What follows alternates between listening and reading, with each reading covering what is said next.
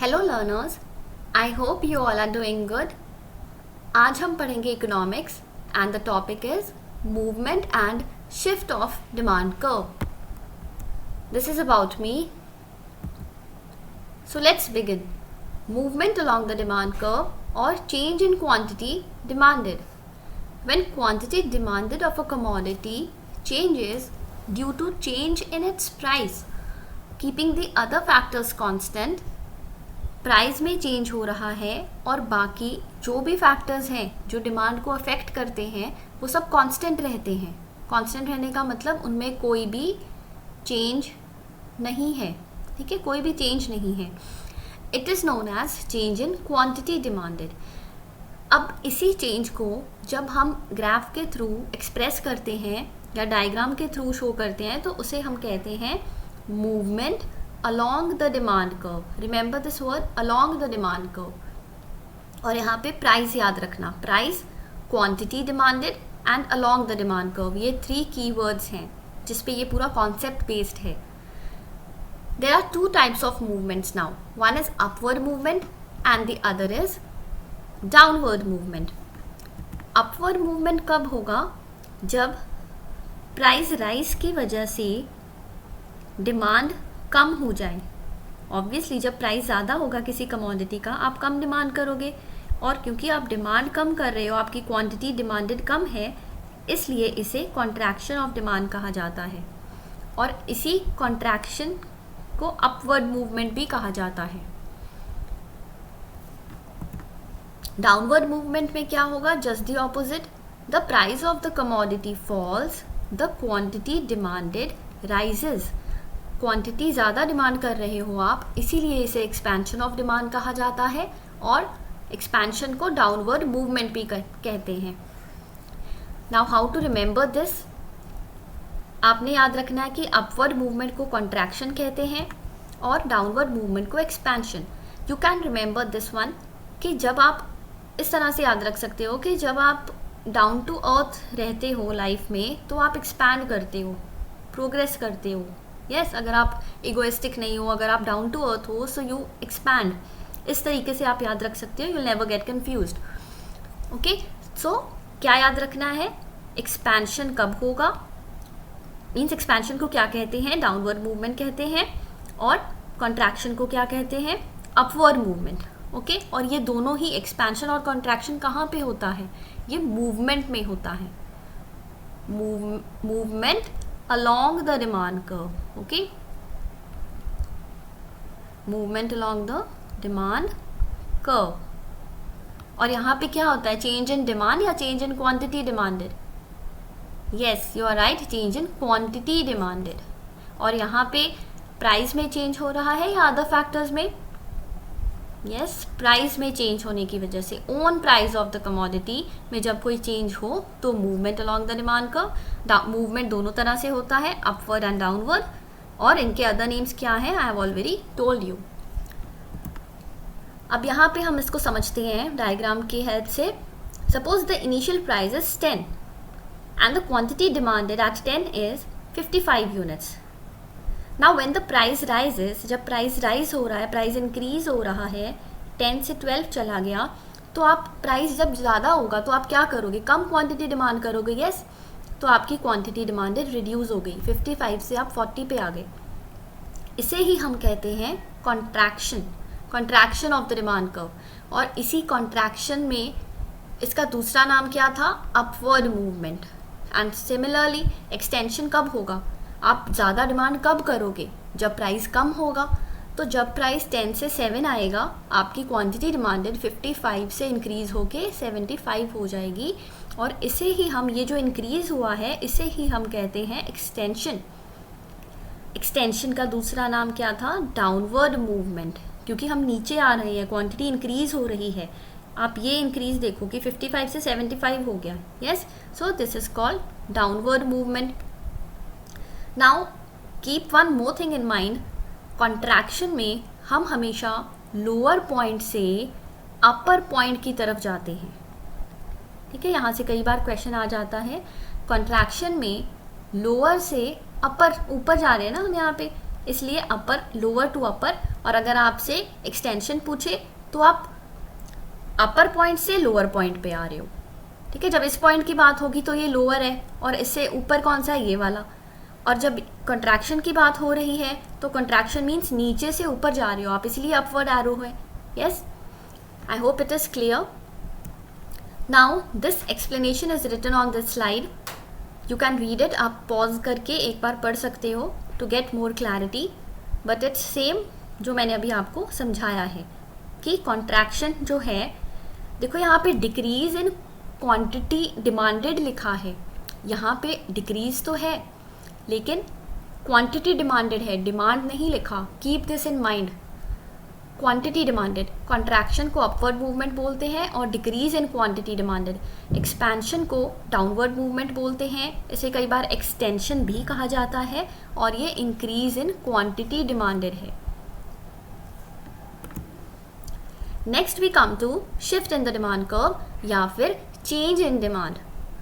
Okay, let me tell you, I have already made a video on what is the difference between the quantity demanded and demand.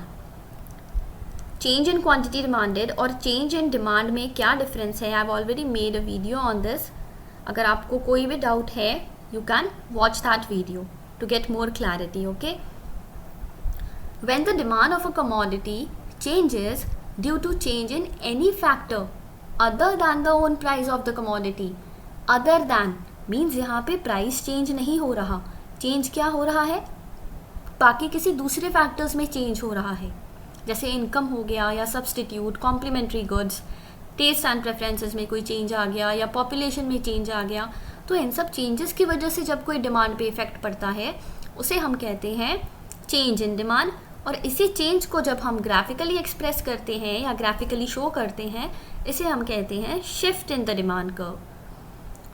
For example, अगर किसी की income increase होती है तो क्या होगा, वो और ज़्यादा परचेज करेंगे, प्राइस चाहे सेम ही रहे, क्योंकि अभी हमने पढ़ा कि other than the price of the commodity, price change नहीं हो रहा। तो यहाँ पे प्राइस सेम है but still you are buying more. और क्यों आप ज़्यादा खरीद रहे हो, क्योंकि आपकी इनकम इंक्रीज हो गई। तो जब increase in income means favourable changes हैं, जब फेवरेबल चेंजेस होंगे तो आप क्या करोगे, ज़्यादा डिमांड करोगे, और ज़्यादा डिमांड करोगे तो आपका डिमांड कर्व राइटवर्ड शिफ्ट हो जाएगा।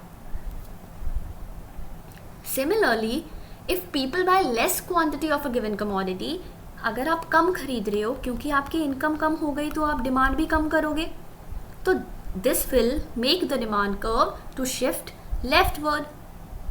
ठीक है, जब आपकी इनकम कम है तो आप डिमांड कम कर रहे हो तो leftward, and otherwise rightward.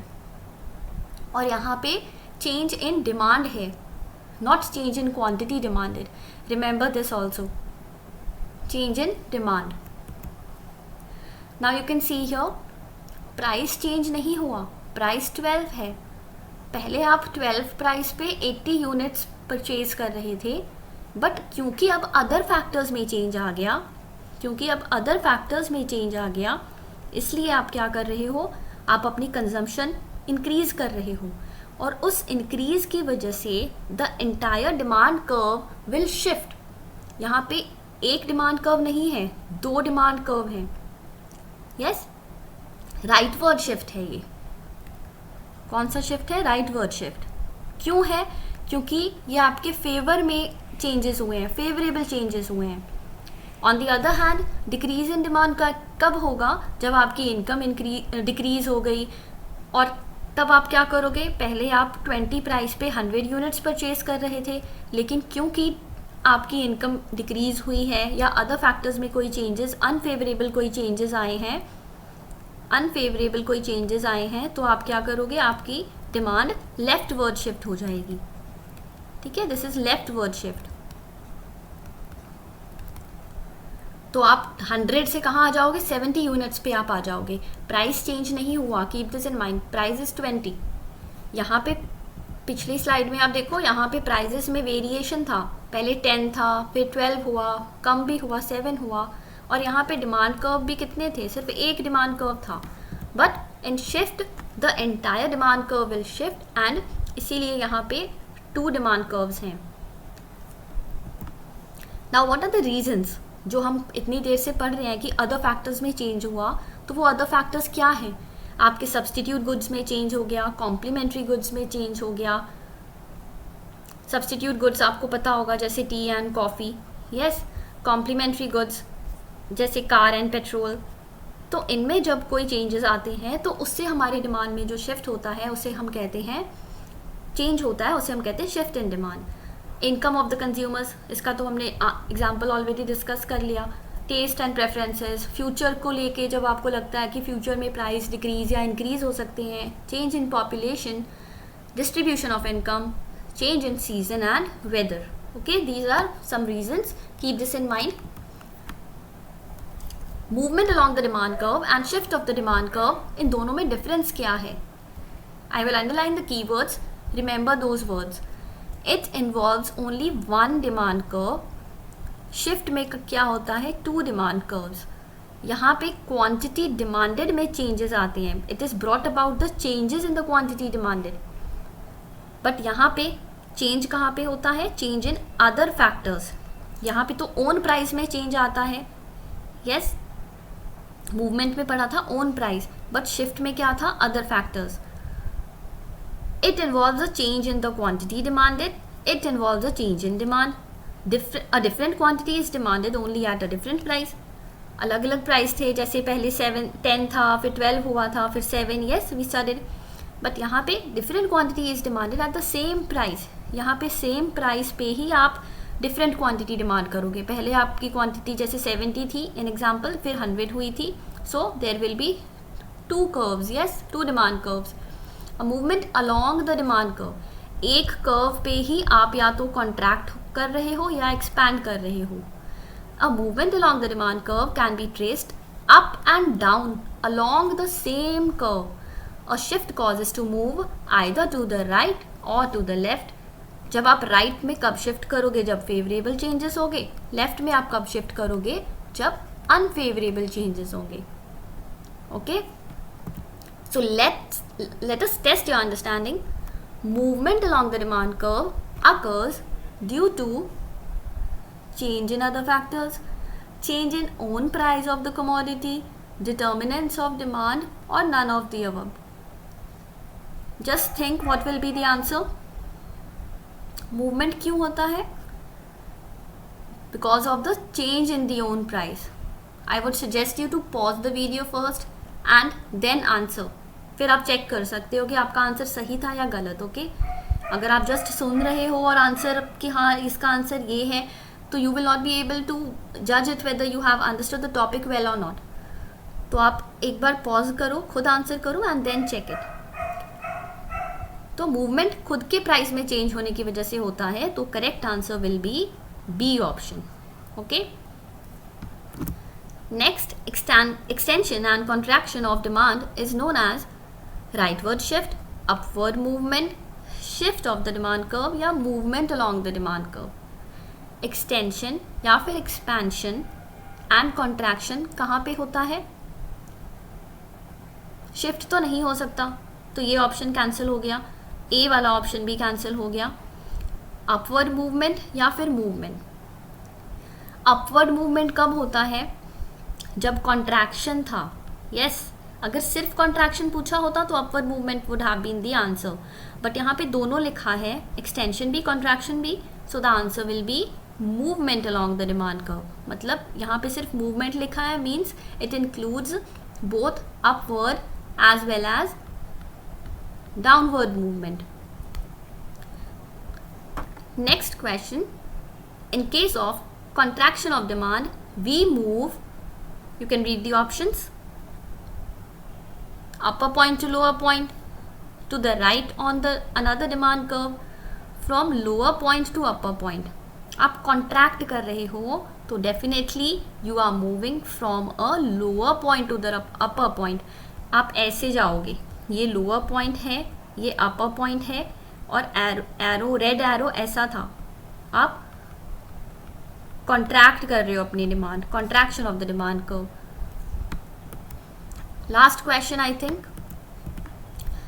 Shift in demand curve means fall in the demand due to the rise in the own price, rise in demand due to fall in the own price, change in demand due to change in factors other than the own price of the commodity.